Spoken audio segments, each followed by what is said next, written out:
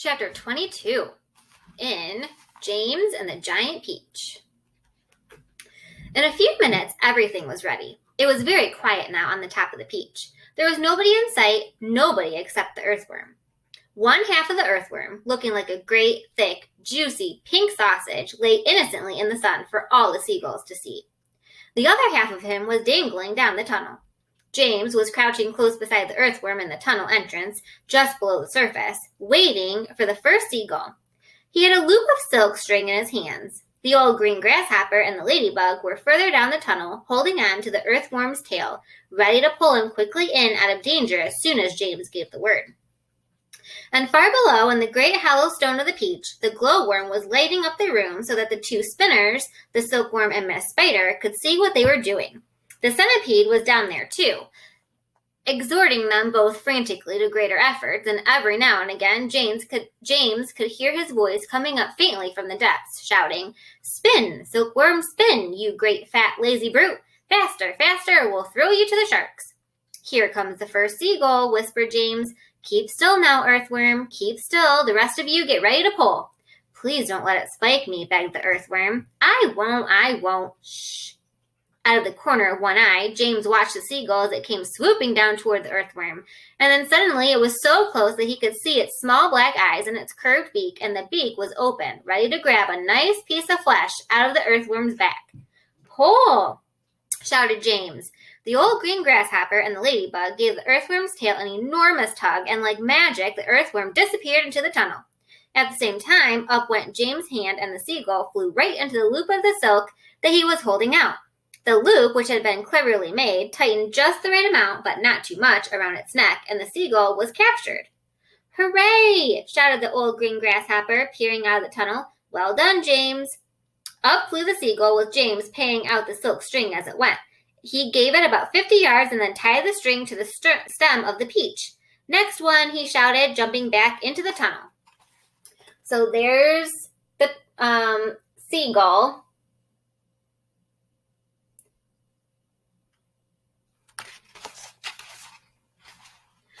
"Up you get again, earthworm. Bring up some more silk, centipede." "Oh, I don't like this at all," wailed the earthworm. "It only just missed me. I even felt the wind on my back as it went swishing past." "Shh," whispered James. "Keep still. Here comes another one." So they did it again, and again, and again, and again, and the seagulls kept coming, and James caught them one after the other and tethered them to the peach stem. 100 seagulls, he shouted, wiping the sweat from his face. "Keep going," they cried. "Keep going, James." 200 seagulls, 300 seagulls, 400 seagulls. The sharks, as though sensing that they were in danger of losing their prey, were hurling themselves at the peach more furiously than ever, and the peach was sinking lower and lower still in the water. 500 seagulls, James shouted. "Silkworm says she's running out of silk," yelled the centipede from below. "She says she can't keep it up much longer, nor can Miss Spider." "Tell them they've got to," James answered. "They can't stop now." "We're lifting," somebody shouted. "No, we're not." "I felt it." "Put on another seagull, quick." "Quiet, everybody, quiet. Here's one coming now." This was the 501st seagull, and the moment that James caught it and tethered it to the stem with all the others, the whole enormous peach suddenly started rising up slowly out of the water. "Look out, here we go. Hold on, boys." But then it stopped, and there it hung. It hovered and swayed, but it went no higher. The bottom of it was just touching the water. It was like a delicately balanced scale that needed only the tiniest push to tip it one way or the other. "One more will do it," shouted the old green grasshopper, looking out of the tunnel. "We're almost there."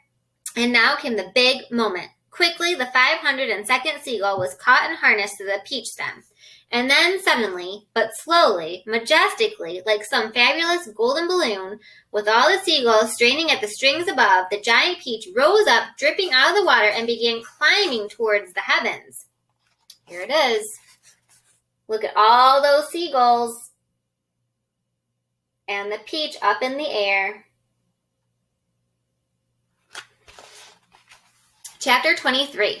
In a flash, everybody was up on top. "Oh, isn't it beautiful?" they cried. "What a marvelous feeling. Goodbye, sharks. Oh boy, this is the way to travel." Miss Spider, who was literally squealing with excitement, grabbed the centipede by the waist, and the two of them started dancing around and around the peach stem together. The earthworm stood up on his tail and did a sort of wiggle of joy all by himself. The old green grasshopper kept hopping higher and higher in the air. The ladybug rushed over and shook James warmly by the hand. The glowworm, who at the best of times was a very shy and silent creature, sat glowing with pleasure near the tunnel entrance. Even the silkworm, looking white and thin and completely exhausted, came creeping out of the tunnel to watch the miraculous ascent. Up and up they went, and soon they were as high as the top of a church steeple above the ocean. "I'm a bit worried about the peach," James said to the others as soon as all the dancing and the shouting had stopped. "I wonder how much damage those sharks have done to it underneath. It's quite impossible to tell from up here." "Why don't I go over the side and make an inspection?" Miss Spider said. "It'll be no trouble at all, I assure you," and without waiting for an answer, she quickly produced a length of silk thread and attached the end of it to the peach stem. "I'll be back in a jiffy," she said, and then she walked calmly over to the edge of the peach and jumped off, paying out the thread behind her as she fell. The others crowded anxiously around the place where she had gone over. "Wouldn't it be dreadful if the thread broke?" the ladybug said. There was a rather long silence. "Are you all right, Miss Spider?" shouted the old green grasshopper. "Yes, thank you," her voice answered from below. "I'm coming up now," and up she came, climbing foot over foot up the silk thread, and at the same time tucking the thread back cleverly into her body as she climbed past it. "Is it awful?" they asked her. "Is it all eaten away? Are there great holes in it everywhere?"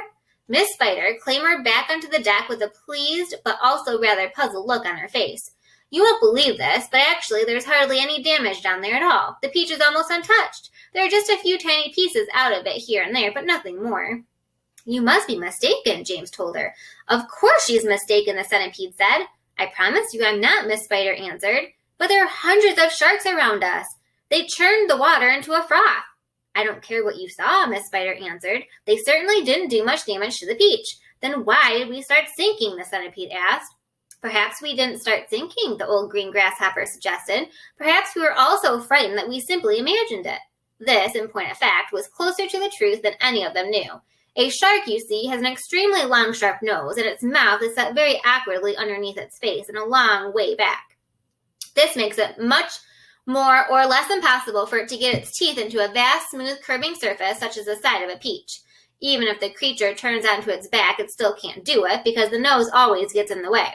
If you have ever seen a small dog trying to get its teeth into an enormous ball, then you will be able to imagine roughly how it was with the sharks and the peach.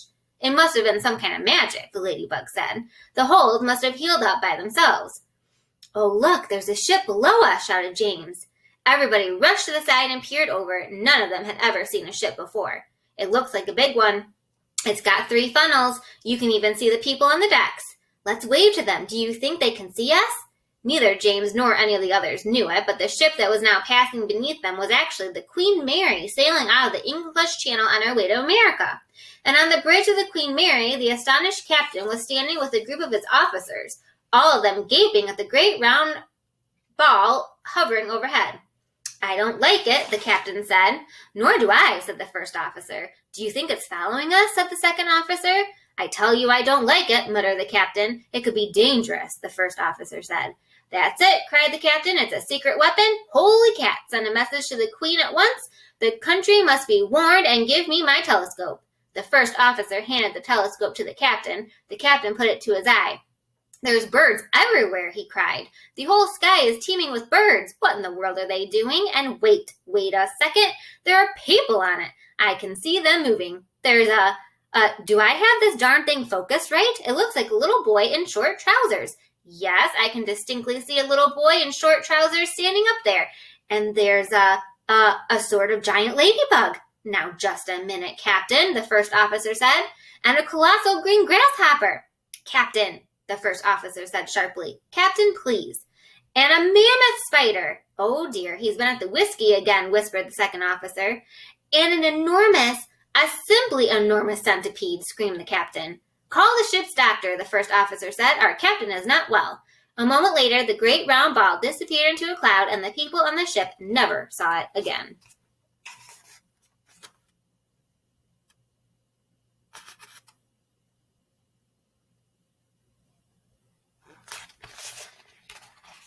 Chapter 24. But up on the peach itself, everyone was still happy and excited. "I wonder where we'll finish up this time," the earthworm said. Who cares, they answered. Seagulls always go back to the land sooner or later. Up and up they went, high above the highest clouds, the peach swaying gently from side to side as it floated along. Wouldn't this be a perfect time for a little music? The ladybug asked. How about it, old grasshopper? With pleasure, dear lady, the old green grasshopper answered, bowing from the waist. Oh, hooray, he's going to play for us, they cried, and immediately the whole company sat themselves down in a circle around the old green musician, and the concert began. From the moment that the first note was struck, the audience became completely spellbound. And as for James, never had he heard such beautiful music as this. In the garden at home on summer evenings, he had listened many times to the sound of grasshoppers chirping in the grass, and he had always liked the noise that they made. But this was a different kind of noise altogether. This was real music. Chords, harmonies, tunes, and all the rest of it. And what a wonderful instrument the old green grasshopper was playing on. It was like a violin. It was almost exactly as though he was playing upon a violin. The bow of the violin, the part that moved, was his back leg. The strings of the violin, the part that made the sound, was the edge of his wing. He was using only the top of his back leg, the thigh, and he was stroking this up and down against the edge of his wing with incredible skill, sometimes slowly, sometimes fast, but always with the same easy flowing action. It was precisely the way a clever violinist would have used his bow, and the music came pouring out and filled the whole blue sky around them with magic melodies. When the first part was finished, everyone clapped madly, and Miss Spider stood up and shouted, Bravo! Encore! Give us more! Did you like that, James? The old green grasshopper asked, smiling at the boy. Oh, I loved it, James answered. It was beautiful. It was as though you had a real violin in your hands. A real violin? The old green grasshopper cried. Good heavens, I like that, my dear boy. I'm a real violin. It's part of my own body. But do all grasshoppers play their music on violins the same way as you do? James asked him. No, he answered, not all. If you want to know, I happen to be a short-horned grasshopper. I have 2 short feelers coming out of my head. Can you see them? There they are. They are quite short, aren't they? That's why they call me a shorthorn. And we shorthorns are the only ones who play our music in the violin style using a bow. My longhorned relatives, the ones who have long curvy feelers coming out of their heads, make their music simply by rubbing the edges of their 2 top wings together. They're not violinists, they're wing rubbers, and a rather inferior noise these wing rubbers produce too, if I may say so. It sounds more like a banjo than a fiddle. How fascinating this all is, cried James, and to think that up until now I had never even wondered how a grasshopper made his sounds. My dear young fellow, the old green grasshopper said gently, there are a whole lot of things in this world of ours that you haven't started wondering about yet.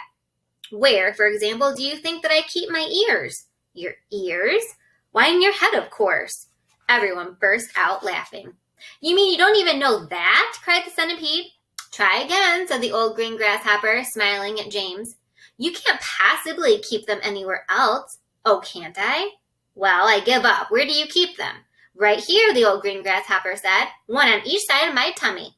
It's not true. Of course it's true. What's so peculiar about that? You ought to see where my cousins, the crickets and the katydids, keep theirs. Where do they keep them? In their legs, one in each front leg just below the knee. You mean you didn't know that either? The centipede said. You're joking, James said. Nobody could possibly have his ears in his legs. Why not? Because it's ridiculous, that's why. You know what I think is ridiculous? The centipede said, grinning away as usual. I don't mean to be rude, but I think it's ridiculous to have ears on the sides of one head. It certainly looks ridiculous. You ought to take a peek in the mirror someday and see for yourself. Pest, cried the earthworm. Why must you always be so rude and rambunctious to everyone? You ought to apologize for James at once. Chapter 25. James didn't want the earthworm and the centipede to get into another argument, so he said quickly to the earthworm, Tell me, do you play any kind of music? No, but I do other things, some of which are really quite extraordinary, the earthworm said, brightening. Such as what? Asked James. Well, the earthworm said, next time you stand in a field or in a garden and look around, then just remember this, that every grain of soil upon the surface of the land, every tiny little bit of soil that you can see, has actually passed through the body of an earthworm during the last few years. Isn't that wonderful? It's not possible, said James. My dear boy, it's a fact. You mean you actually swallow oil? Like mad, the earthworm said proudly, in one end and out the other. But what's the point? What do you mean, what's the point? Why do you do it? We do it for the farmers. It makes the soil nice and light and crumbly so that things will grow well in it. If you really want to know, the farmers couldn't do without us. We're essential. We are vital. So it's only natural that the farmer should love us. He loves us even more, I believe, than he loves the ladybug." "The ladybug," said James, turning to look at her. "Do they love you too?" "I am told that they do," the ladybug answered modestly, blushing all over. "In fact, I understand that in some places the farmers love us so much that they go out and buy live ladybugs by the sackful and take them home and set them free in their fields. They're very pleased when they have lots of ladybugs in the fields." "But why?" James asked. "Because we gobble up all the nasty little insects that are gobbling up all the farmers' crops. It helps enormously, and we ourselves don't charge a penny for our service." "I think you're wonderful," James told her. "Can I ask you one special question?" "Please do." "Well, is it really true that I can tell how old a ladybug is by counting her spots?" "Oh, no. That's just a children's story," the ladybug said. "We never change our spots. Some of us, of course, are born with more spots than others, but we never change them. The number of spots that a ladybug has is simply a way of showing which branch of the family she belongs to. I, for example, as you can see for yourself, am a 9-spotted ladybug. I'm very lucky. It is a fine thing to be." "It is indeed," said James, gazing at the beautiful scarlet shell with the 9 black spots on it. "On the other hand," the ladybug went on, "some of my less fortunate relatives have no more than 2 spots altogether on their shells. Can you imagine that? They are called 2-spotted ladybugs, and very common and ill-mannered they are, I regret to say. And then, of course, you have the 5-spotted ladybugs as well. They are much nicer than the 2-spotted ones, although I myself find them a trifle too saucy for my taste." But they are all of them loved?" said James. "Yes," the ladybug answered quietly. "They are all of them loved." "It seems that almost everyone around here is loved," said James. "How nice this is." "Not me," cried the centipede happily. "I'm a pest and I'm proud of it. Oh, I'm such a shocking, dreadful pest." "Hear, hear," the earthworm said. "But what about you, Miss Spider?" asked James. "Aren't you also much loved in the world?" "Alas, no," Miss Spider answered, sighing long and loud. "I am not loved at all, and yet I do nothing but good. All day long I catch flies and mosquitoes in my webs. I'm a decent person." "I know you are," said James. So here's James with the ladybug.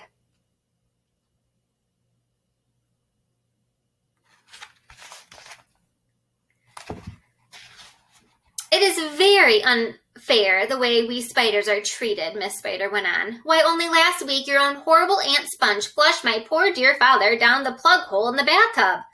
"Oh, how awful!" cried James. "I watched the whole thing from a corner up in the ceiling," Miss Spider murmured. "It was ghastly. We never saw him again." A large tear rolled down her cheek and fell with a splash on the floor.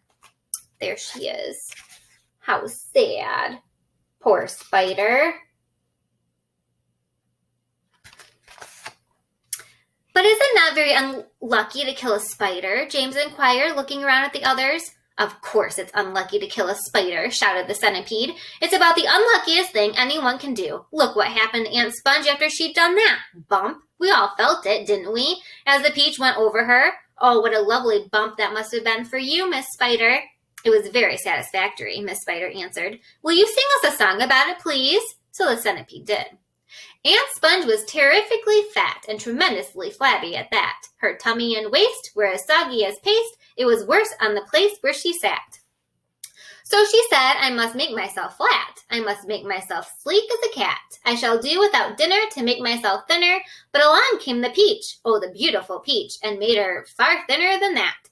"That was very nice," Miss Spider said. "Now sing one about Aunt Spiker." "With pleasure," the centipede answered, grinning. "Aunt Spiker was thin as a wire and as dry as a bone, only drier. She was so long and thin, if you carried her in, you could use her for poking the fire. I must do something quickly," she frowned. "I want fat. I want pound upon pound. It must eat lots and lots of marshmallows and chocks till I start bulging out all around." "Ah, yes," she announced, "I have sworn that I'll alter my figure by dawn," cried the peach with a snigger. "I'll alter your figure," and ironed her out of the lawn. Everybody clapped and called out for more songs from the centipede, who at once launched into his favorite song of all. "Once upon a time, when pigs were swine, and monkeys chewed tobacco, and hens took snuff to make themselves tough, and the ducks said quack, quack, quack, go, and porcupines drank fiery wines, and goats ate tapioca, and old Mother Hubbard got stuck in the—" "Look out, centipede!" cried James. "Look out!" Chapter 26. The centipede, who had begun dancing wildly around the deck during the song, had suddenly gone too close to the downward curving edge of the peach, and for 3 awful seconds he had stood teetering on the brink, swinging his legs frantically in circles in an effort to stop himself from falling over backward into space. But before anyone could reach him, down he went. He gave a shriek of terror as he fell, and the others, rushing to the side and peering over, saw his poor long body tumbling over and over through the air, getting smaller and smaller until it was out of sight. "Silkworm!" yelled James. "Quick, start spinning!" The silkworm sighed, for she was still very tired from spinning all that silk for the seagulls, but she did as she was told. "I'm going down after him," cried James, grabbing the silk string as it started coming out of the silkworm and tying the end of it around his waist. "The rest of you hold on to Silkworm so I don't pull her over with me, and later on, if you feel 3 tugs on the string, start hauling me up again." He jumped and he went tumbling down after the centipede, down, down, down toward the sea below, and you can imagine how quickly the silkworm had to spin to keep up with the speed of his fall. "We'll never see either of them again," cried the ladybug. Oh dear, just when we were all so happy too."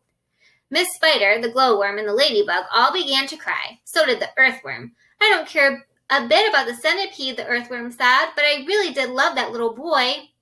Very softly, the old green grasshopper started to play the funeral march on his violin, and by the time he had finished, everyone, including himself, was in a flood of tears.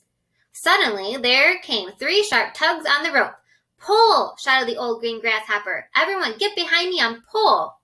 There was about a mile of string to be hauled in, but they all worked like mad, and in the end, over the side of the peach, there appeared a dripping wet James with a dripping wet centipede clinging to him tightly with all 42 of his legs.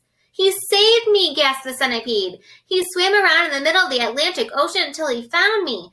"My dear boy," the old green grasshopper said, patting James on the back, "I do congratulate you." "My boots!" cried the centipede. "Just look at my precious boots. They are ruined by the water."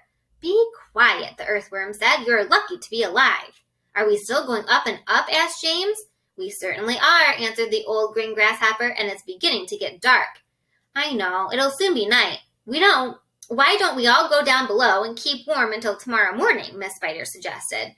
"No," the old green grasshopper said. "I think that would be very unwise. It will be safer if we all stay up here through the night and keep watch. Then, if anything happens, we shall anyway be ready for it." Whew! That was a close call. Thank you to Mr. James. He saved the day.